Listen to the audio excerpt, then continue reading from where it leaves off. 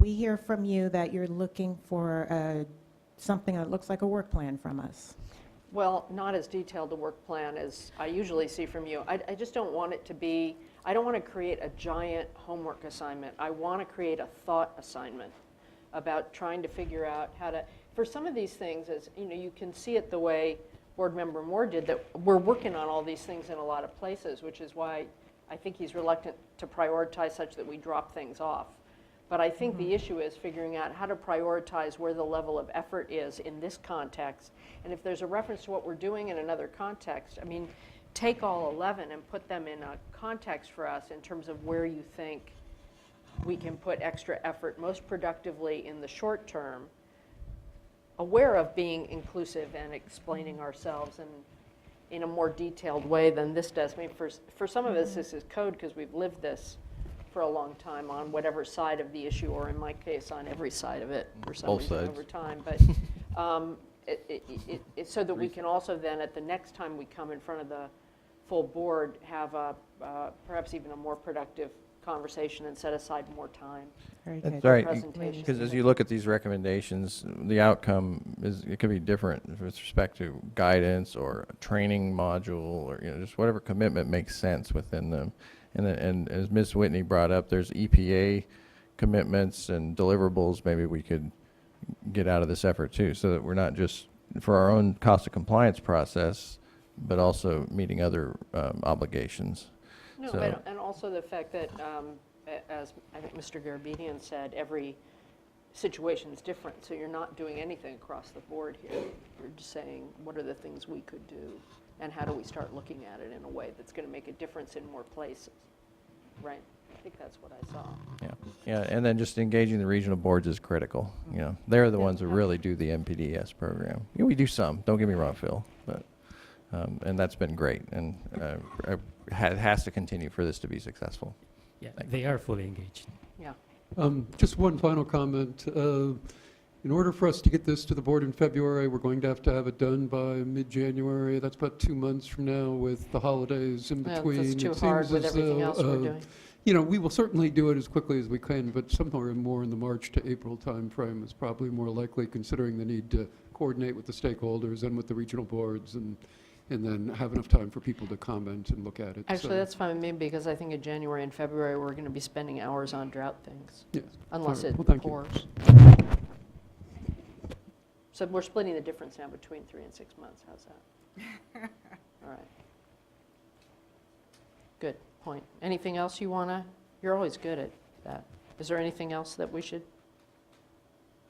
No, thank you. What we'll put together is a strategic document that in as few words and pages as possible, lays out priorities and some initial schedules. And Right. Doesn't mean you have to do everything, Sure, but what's sure. the smartest stuff Just to to make do? sure people see that we've got some milestones and that we're going to be making progress on specific projects. We will lay that out. Thank you. That'll work.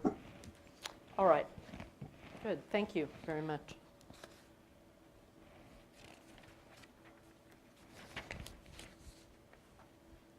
Item 10.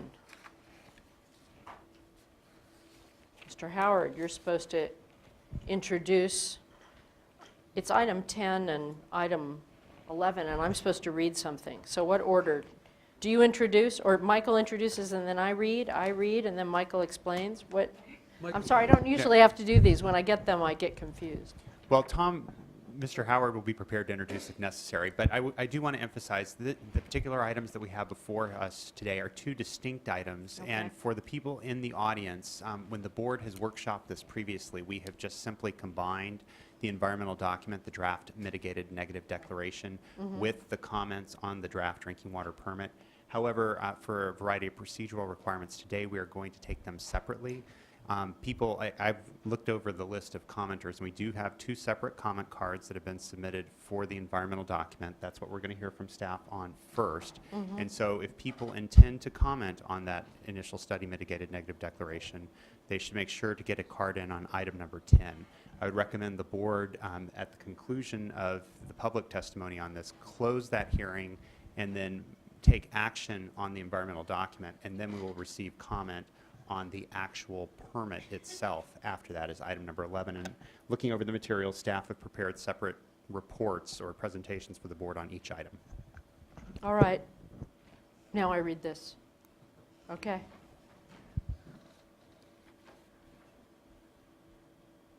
Good morning. Ha. Good afternoon. This particular public hearing is called to order. I don't think I need to say my name is Felicia Marcus. I am the chair of the State Water Resources Control Board, but I will anyway, just in case. The purpose of this meeting is threefold. First, the State Water Board will hold a public hearing on the changes made to the final draft mitigated negative declaration, including substitution of mitigation measures. Second, the State Water Board will consider oral comments on the changes to the final draft resolution, the mitigated negative declaration, and the draft final permit.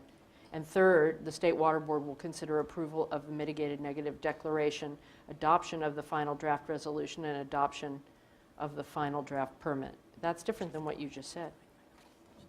So I'm going to do it the way my counsel says, but want me to read the rest of it and then see if you want to edit it? Go ahead and read it, because I haven't seen this I don't one mean yet. to be cheeky about it, but, right. The order for consideration of it, this is what you said. The order for consideration of adoption of these two agenda items will be as follows. First, staff will give a brief presentation on the draft resolution.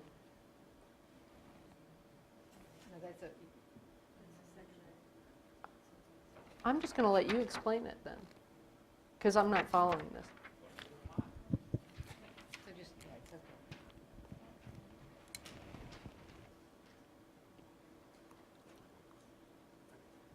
You know, it's actually is think you can important to be essentially really stop clear it. about that.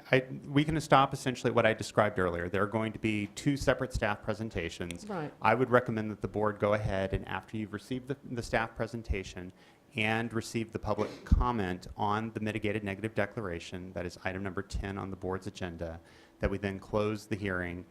I think it's cleanest for the board to go ahead and vote on the environmental document at that point in time. And then we will move on to the separate presentation on item number 11 on the agenda. Receive public comment on that item, and then board consideration, deliberation on the permit itself. Okay. All right. Good afternoon, Board Chair Marcus, board members. My name is Renan Jauregui. I'm a staff engineer in the Division of Water Quality and PDS unit. The first presentation I'm going to be giving is dealing with the draft mitigated negative declaration, changes to it. So I'll give a brief background. Let's see. Discharges from drinking water systems flow into waters of the U.S., therefore are subject to NPDES permitting, and must comply with priority pollutant California toxic rule criteria and ocean plan objectives. CTR criteria apply to discharges to inland waters, enclosed bays, and estuaries. The ocean plan water quality objectives apply to discharges to the ocean. Priority pollutants may be present in drinking water system discharges in exceedance of CTR criteria and ocean plan objectives. Both the SIP and the ocean plan allow for exceptions to comply with CTR criteria and ocean plan objectives after compliance with CEQA.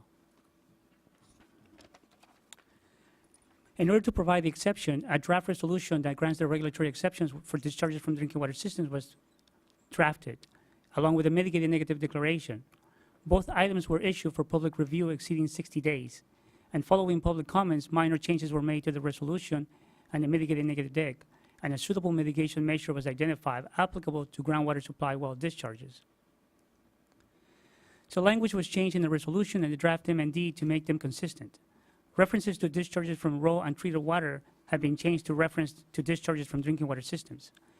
And the turbidity BMP limit of 10 NTU was changed to a limit of 100 NTU for groundwater supply well discharges. I'll go ahead and now give some reasons why the mitigation is equivalent and, if not more, protective. It's an instantaneous requirement as opposed to a daily average. It requires immediate action, will not encourage further discharges as would be the case with a daily average, preventing other environmental impacts, and would still require implementation of appropriate BMPs. So staff recommends adoption of the mitigated negative dec and proposed resolution at after we also hear the permit changes.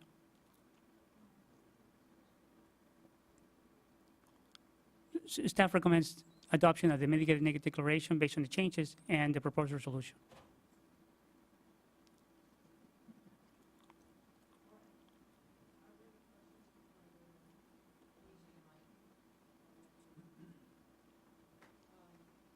You clip it to me, I can't get it right, sorry.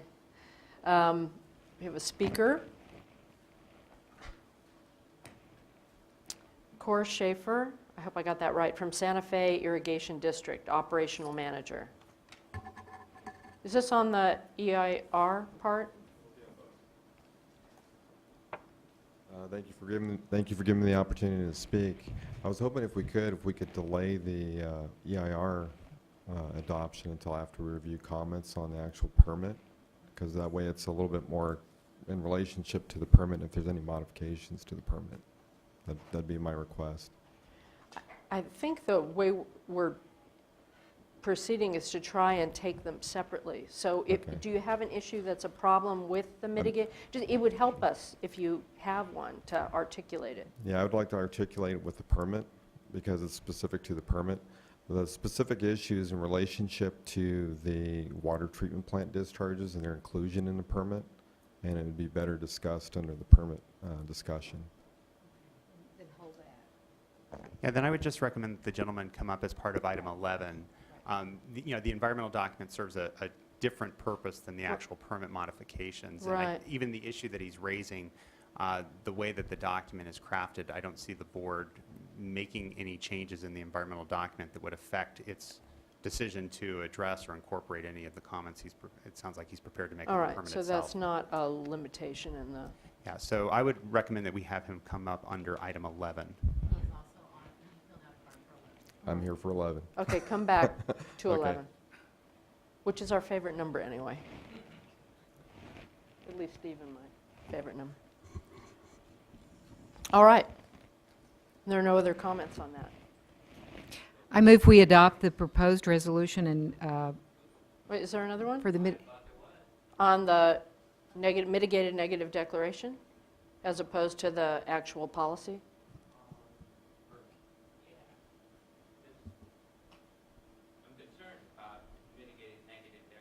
well, come up to the, so that people can hear you. Yeah, I'm having a hard time understanding. I'm sorry, what- could you identify yourself? Oh, Yeah, Mr. Warburton. I'm Michael Warburton, Executive Director of an NGO called the Public Trust Alliance. I'm having a hard time understanding exactly what's going on in the process.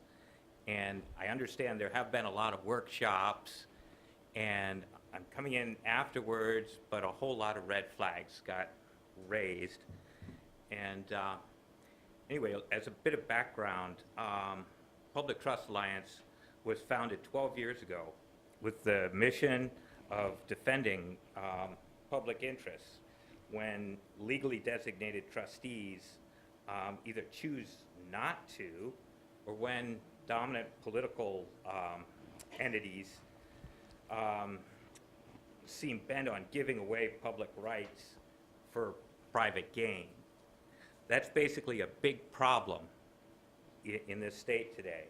Adapting the CEQA exception at a time when CEQA analysis is the primary mechanism for reviewing public trust interests is worse than just irresponsible as a giveaway. It's an invitation to corruption and waste. Last week, I witnessed the Coastal Commission approve an appeal of a coastal development permit over the objection of a local jurisdiction which was acting consistent with their local coastal plan to protect public trust uses. And the way that question was called was with the statement, are there any objectives to passing this appeal unanimously? Now, obviously, there would have been Brown Act violations if the executive had said, as we discussed earlier and we decided this item, let's do it. But it's hard to know what's going on with the kind of statement that I saw.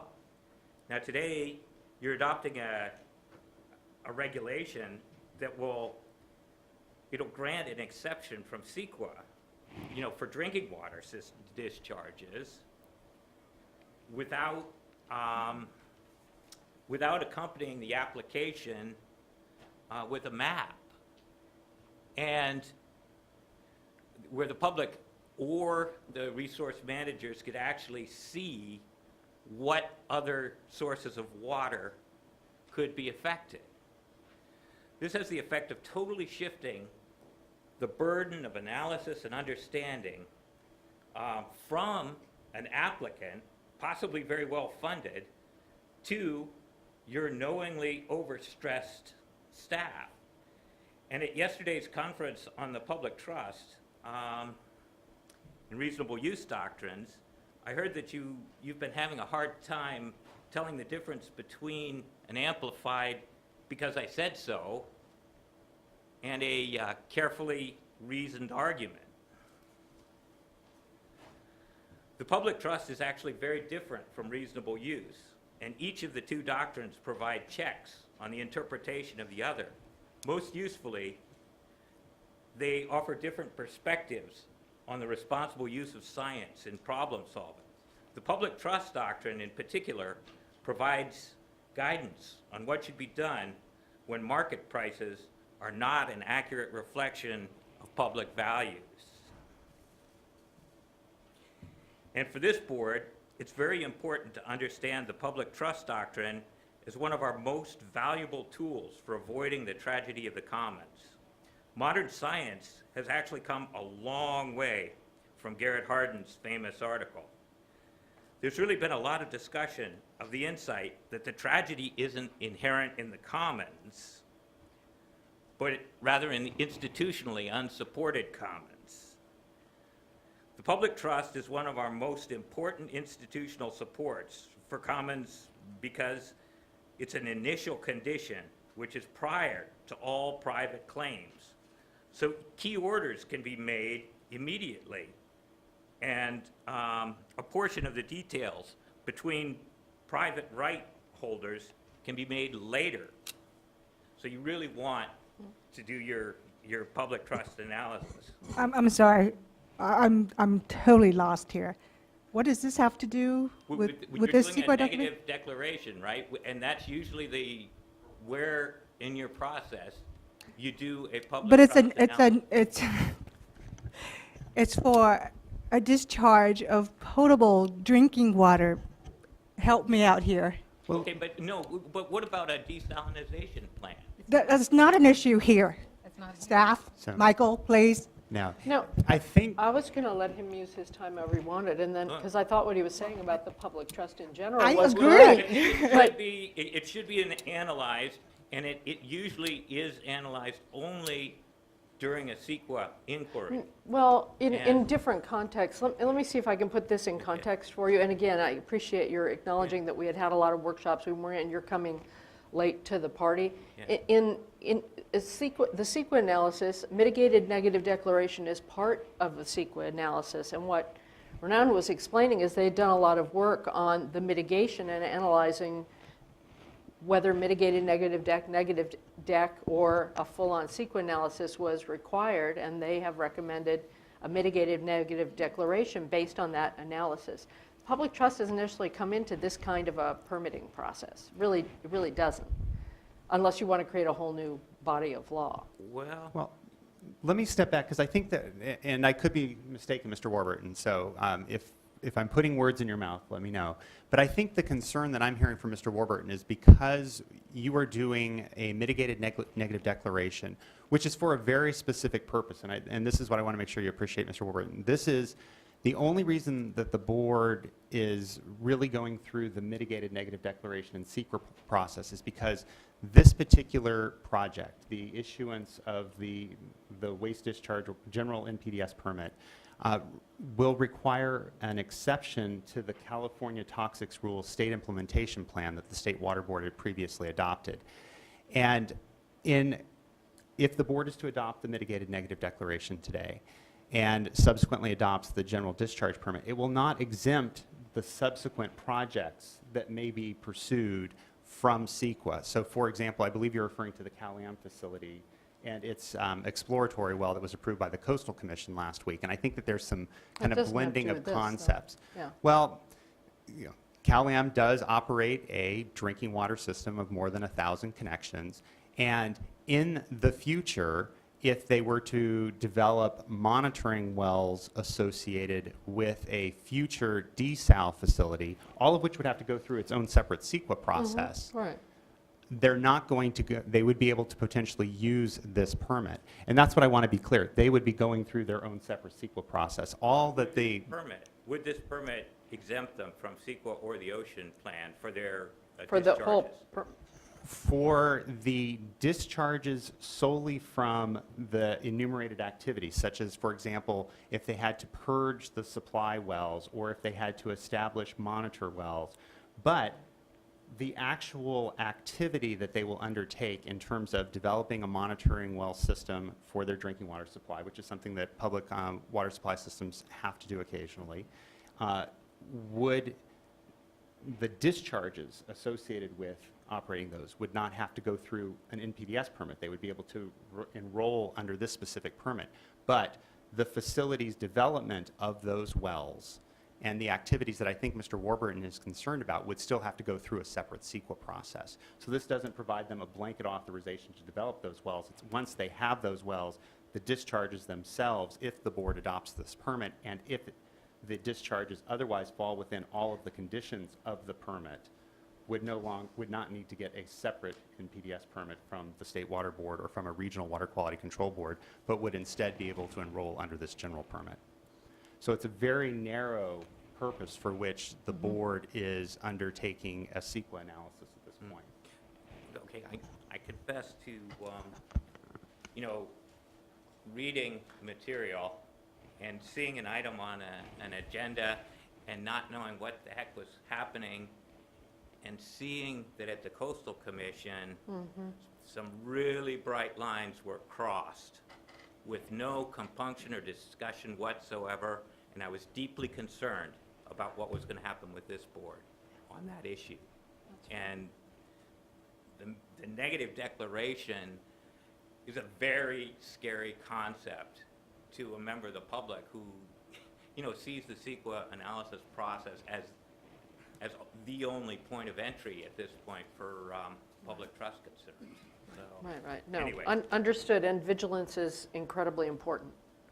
okay, well, thanks. and- Stay through the whole hearing, too, and perhaps that Oh, will okay, yeah. illuminate as well. All right, any other speaker cards? The vice chair was in the middle of a motion. Oh, can I just make a clarification on the Please. procedure with all deference to Michael? I just want to make sure we're understanding, we staff Yeah. are understanding where we are going with this. We had envisioned that the board would hear comments first on the draft MND and the resolution, and then hear the comments on the NPDES, the draft NPDES permit, and then separately vote on each item, which was why we had put the introduction together. Now, Michael is taking another approach on this, and I just want I don't have everyone to strong- be on the same page with All how right, we do That's that. good. I don't have strong feelings, so defer to you guys. Let's go ahead and adopt the negative declaration. I was in the sort of mid-sentence when Michael very helpfully stepped up and made sure we were clear about what we were doing. But my recommendation is that we adopt the resolution on the draft mitigated negative declaration approving the exceptions to the statewide implementation policy and the California Ocean Plan for drinking water systems discharges. I second. Favor? Aye. Any opposed? All right. Now let's move into the policy. Before you do, may I have that puppy? I really want the puppy now. No, I'm just jealous, believe me.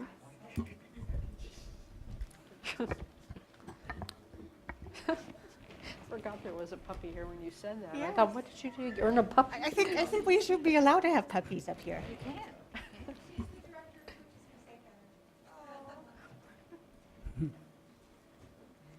I'm sure I would be much more patient and accommodating if I had a puppy. I'll get you a puppy. I'm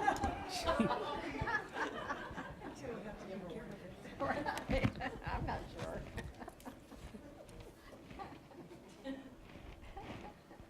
Okay. Board Chair Marcus, board members, Renan Jauregui again, NPDS unit.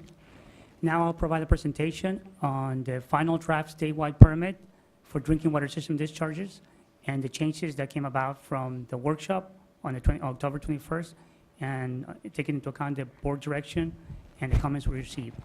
I may also want to add that we have a response to the workshop comments in the back of the room. So I'll provide a process of the development of how we got to this point. We had numerous stakeholder workshops starting in May of 2014. Then the first draft was issued on June 6. We had additional stakeholder workshops. I believe altogether we have 8 or 9. The second draft was issued on July 3rd. First public hearing on August 5th. We received 53 comment letters due date August 19. We accounted for about 667 comments.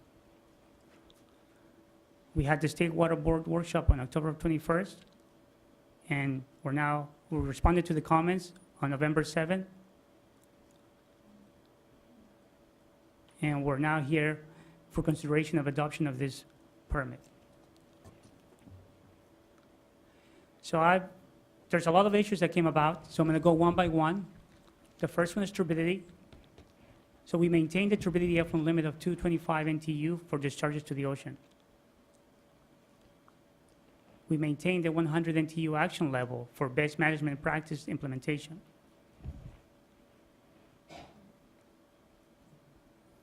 We clarify language in the permit that exceedance of the 100 NTU action level does not constitute a violation.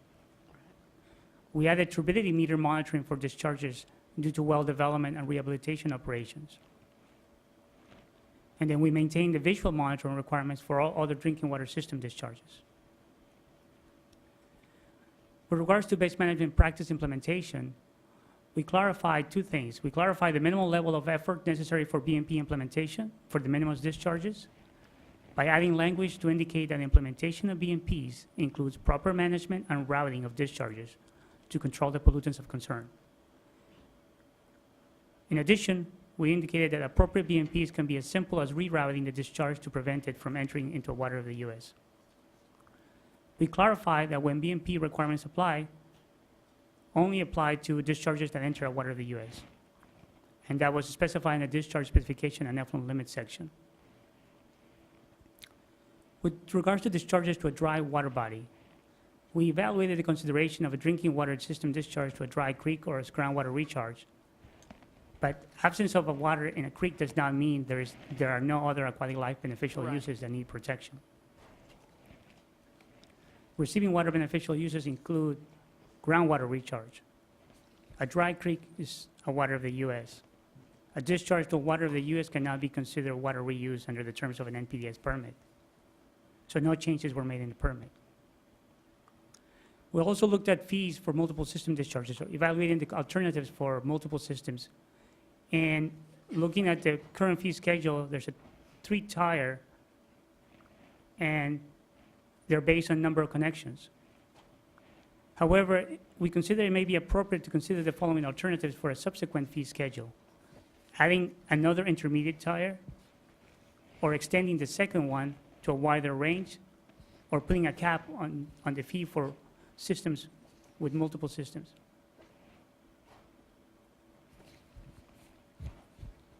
We also clarified some language on TMDL implementation requirements.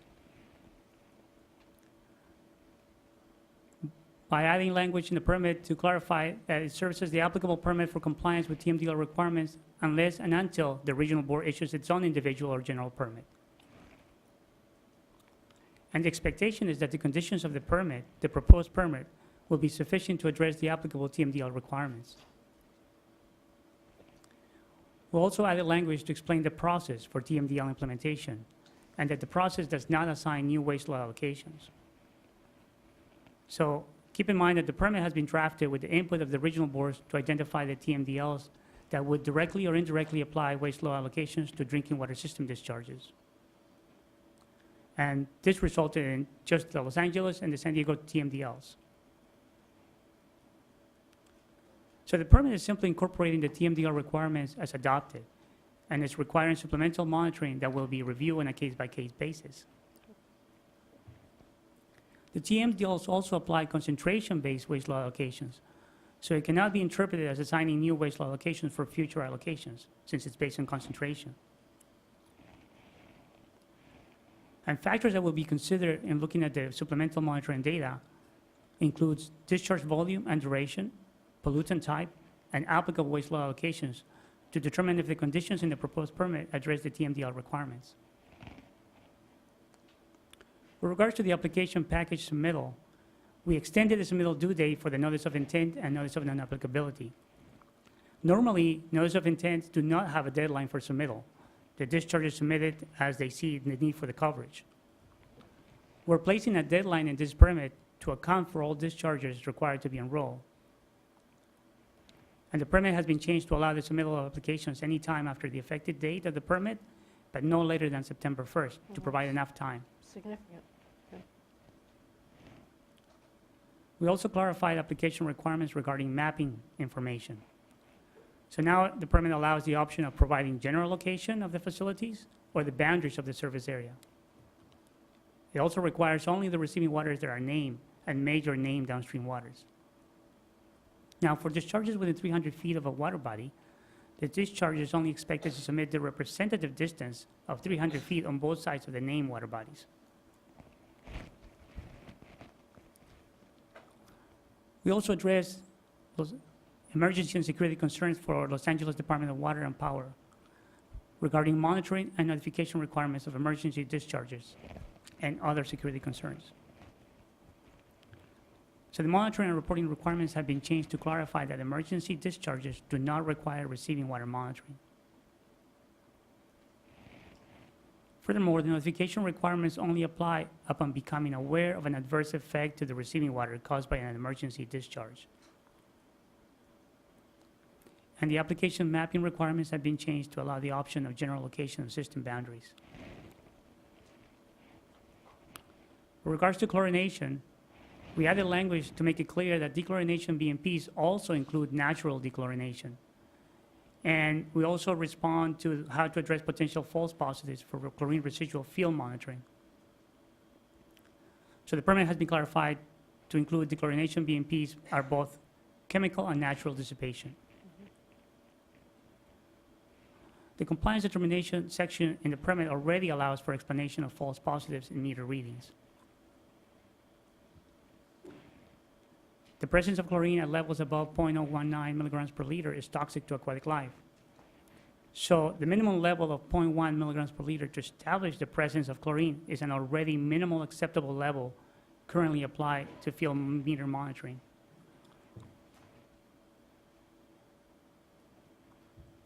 Now here's one main issue that was discussed in the comments as well as in the workshop.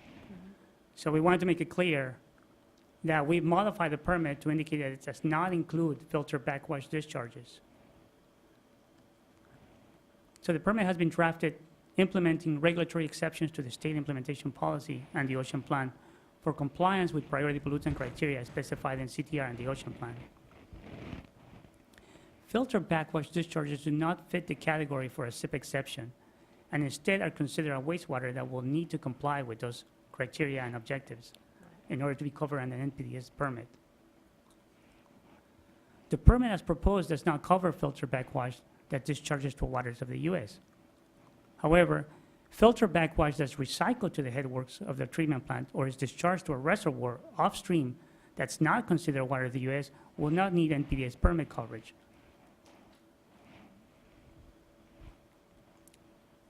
Now, with regards to receiving water limitations, we also clarified in the permit to indicate that receiving water limitations are not applicable at the point of discharge by modifying language in the receiving water limitation section that indicates that discharges from drinking water systems shall not violate any applicable water quality objectives in the receiving water.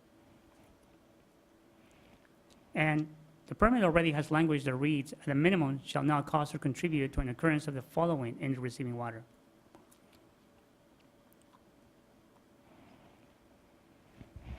A receiving water condition not in conformance with the limitation is not necessarily a violation of the permit. And prior to assessing a violation, an investigation may be needed to determine cause and culpability. So with that, I conclude my presentation, and I recommend adoption of the permit. If I could, I do have one revision in our haste to get the draft out to the public in plenty of time ahead of this meeting. I let one piece of word mangling get past me that I'd like to correct. This is in section 5 on page 16 of the permit, under the receiving water limitations. There is a reference to the discharge not violating an applicable basin plan or water quality control plan, water quality objective in the receiving water, which is both a little bit circular and not actually precise. So I would propose that the second sentence in that paragraph, if you have it before you, or if you need time to get there, be revised to read as follows. Drinking water system discharges to the receiving water that are authorized to discharge under this order shall not cause or contribute to the exceedance of a water quality objective or standard in the receiving water other than water quality objectives or standards for parameters that have been granted an exception under the State Water Board resolution, which was just adopted, and are not part of a TMDL. What that does is twofold. In the first place, it corrects to include cause or contribute to the exceedance, which is actually more correct than speaking of violating an objective, and also includes objectives or standards, because that is more precise in referring to both the ocean plan objectives and the CTR criteria that are being accepted. So I would propose that change to section 5.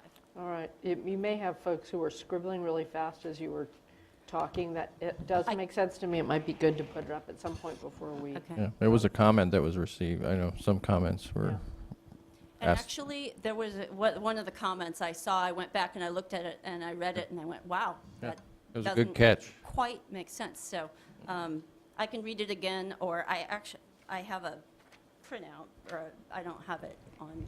No, but then they can Okay. type it up and put it up when we Okay, get to that point. I will give it to them.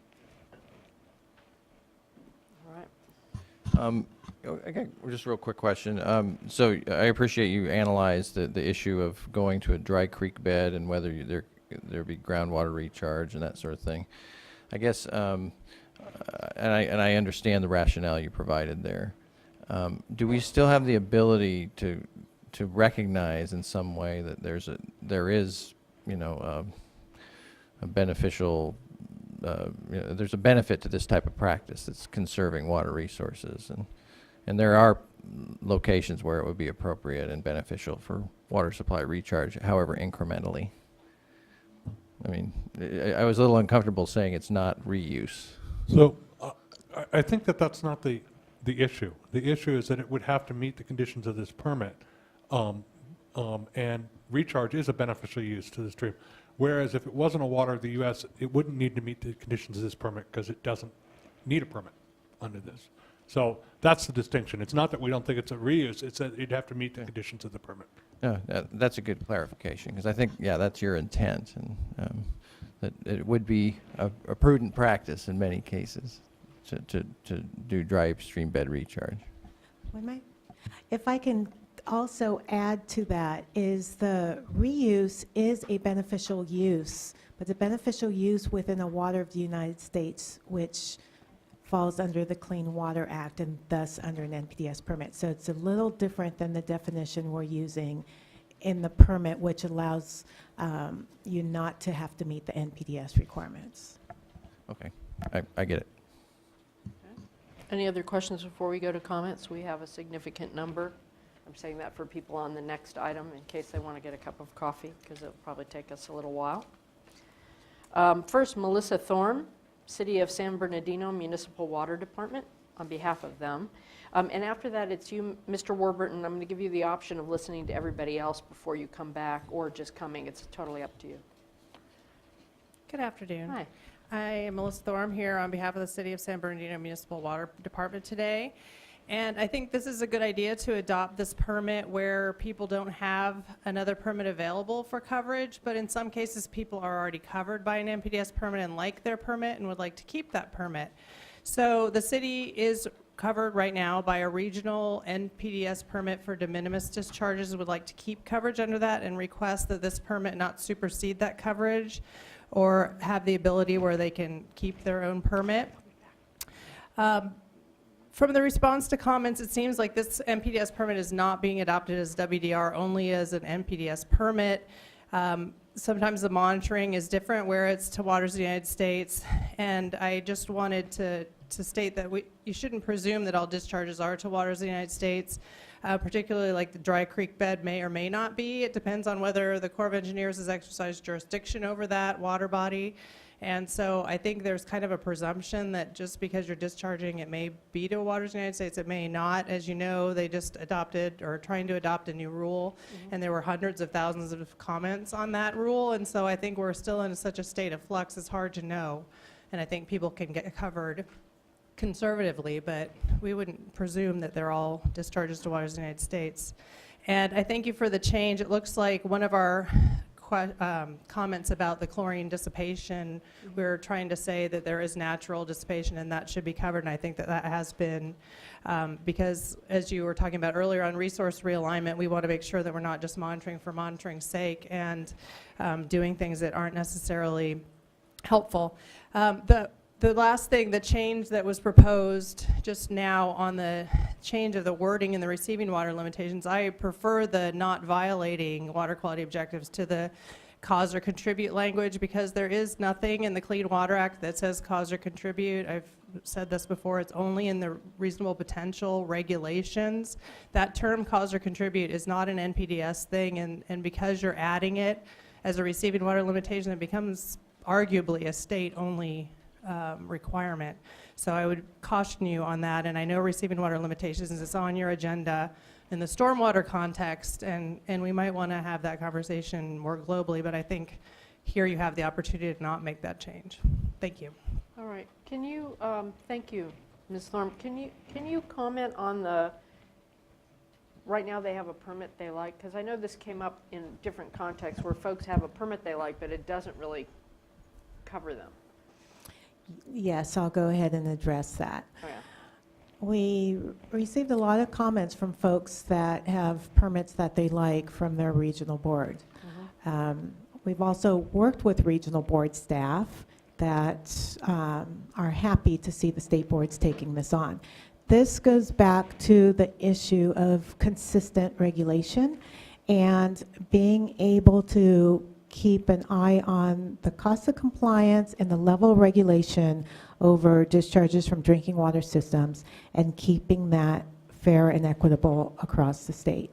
So in our evaluation decision to develop this permit, we've determined that these are similar type discharges that should be regulated similarly.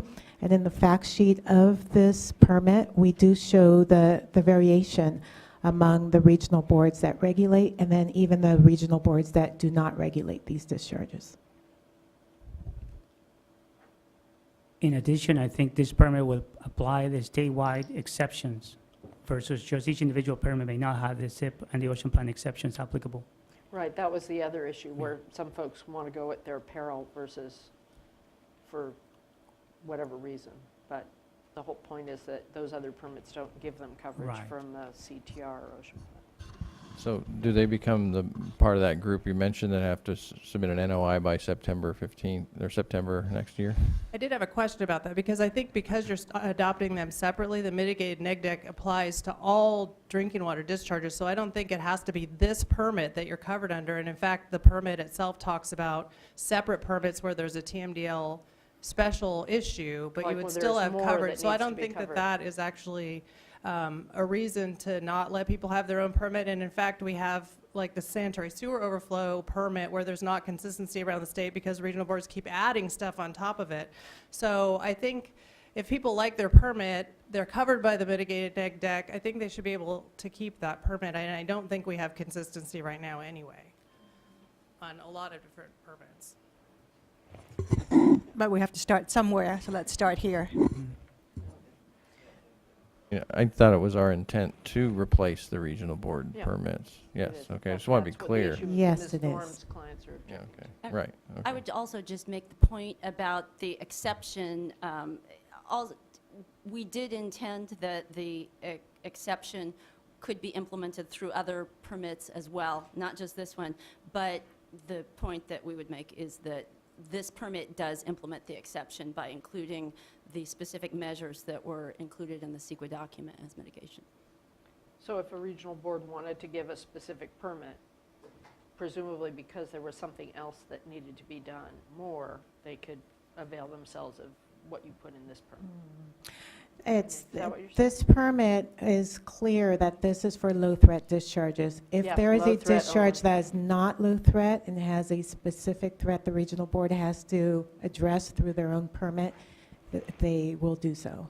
I think that the underlying issue is that the CEQA exemption include, not exemption, the mitigated negative deck includes mitigation that Right. allows you to have the discharge under the exception under the SIP, into the ocean plan. Without those mitigation measures, that Correct. those exceptions wouldn't apply. Right, exactly. Okay, next comment. Mr. Warburton, do you want to go now, or do you want to listen? I won't put you at the very end of the pile. I'll put you, okay. You don't have to give up. I'll put you at the end of the pile, and then you can decide. Appreciate your. Josh Nelson, Western Municipal Water District, Padre Dam Municipal Water District, Santa Fe Irrigation District, and Sweetwater Authority.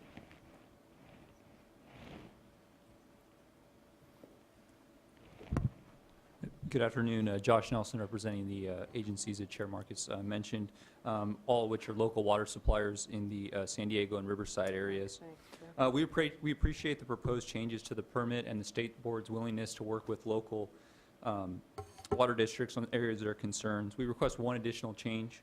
On page 6 of the permit, subsection B1F provides that the permit applies to water treatment plant operation but excludes filter backwash. We request one additional exclusion for non-potable discharges to surface water reservoirs. For example, a number of the local plants have leaks, and this results in unavoidable low-risk discharges. We request an exclusion from this permit for these discharges so that we can obtain permits from our local regional boards. This would allow us to obtain permits on an individualized basis with reference to the unique situations of each treatment plant. I'm not following that, because you sounded like you were saying you wanted exclusion for leaks. I'm sorry, exclusion from the permit for those discharges so that we could obtain a permit from the local regional board to cover that discharge. And then the leaks? reasoning for that is just that we'd like to be able to address whatever local individualized needs that need to be addressed for those discharges for that plant at the local board as opposed to before use statewide. So leaks at a plant as opposed to leaks in your collection system is what you're talking about. That's correct. The plant that's most leaks in the plant, yes. Have you looked at that issue? I'm sorry, I just didn't- Yes, we've been looking at this issue all along. If I'll take a couple steps back, one of our intentions for this permit was to make it kind of as much of a one-stop shop as we could.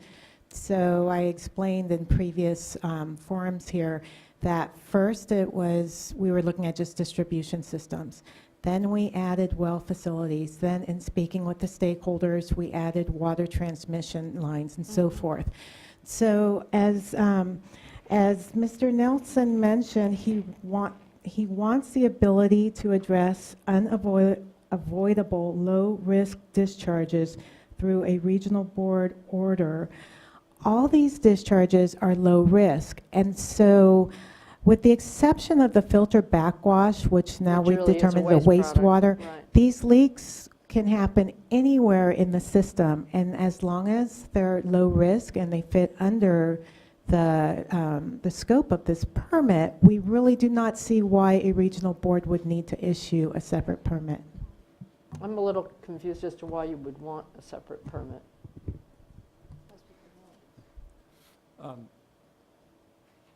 Well, obviously, I don't have maybe as much technical experience as some of the folks who, had some of our clients. But again, in speaking with them, it's my understanding that, they're concerned about some situations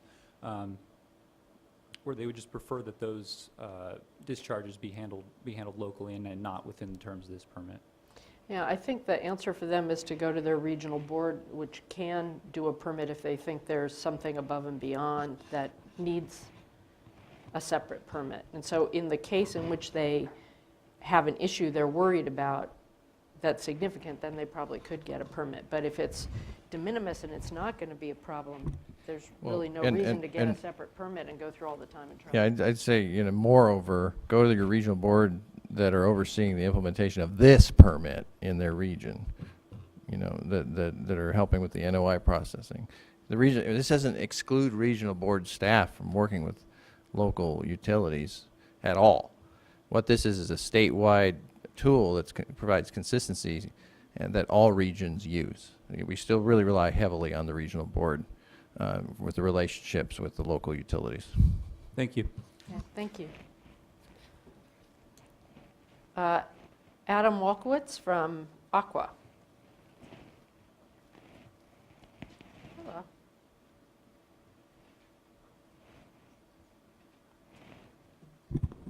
Good afternoon, board members, Madam Chair. Thank you for this opportunity to provide comment. My name is Adam Walukevich. I'm a regulatory advocate with the Association of California Water Agencies.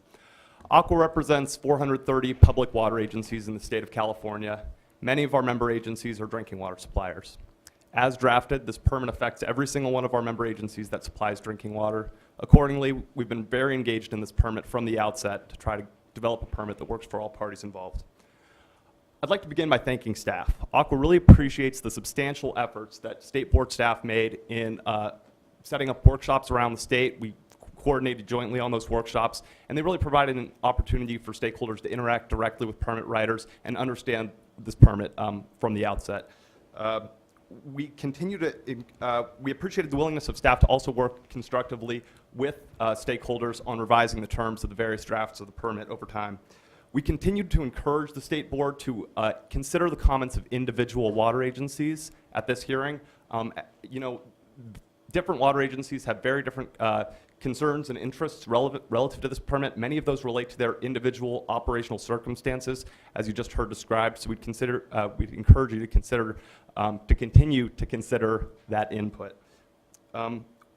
Again, while different water agencies around the state have different interests relative to this permit, we really feel that the end product, the permit before you today, is better for the process that state board staff and the state board members engaged in over time. Looking forward to implementation, we'd really encourage the state board to develop and implement a plan for continued outreach to all water systems that will be impacted by this permit. It's not necessarily true that all water agencies are aware of or appreciate the significance of this permit. So we think that things like webinars or workshops that would help water agencies plan for implementation and enrollment under this permit would be beneficial. Turning to the permit itself, we'd like one example of a really positive development in the permit is the phase-in of the enrollment deadline, or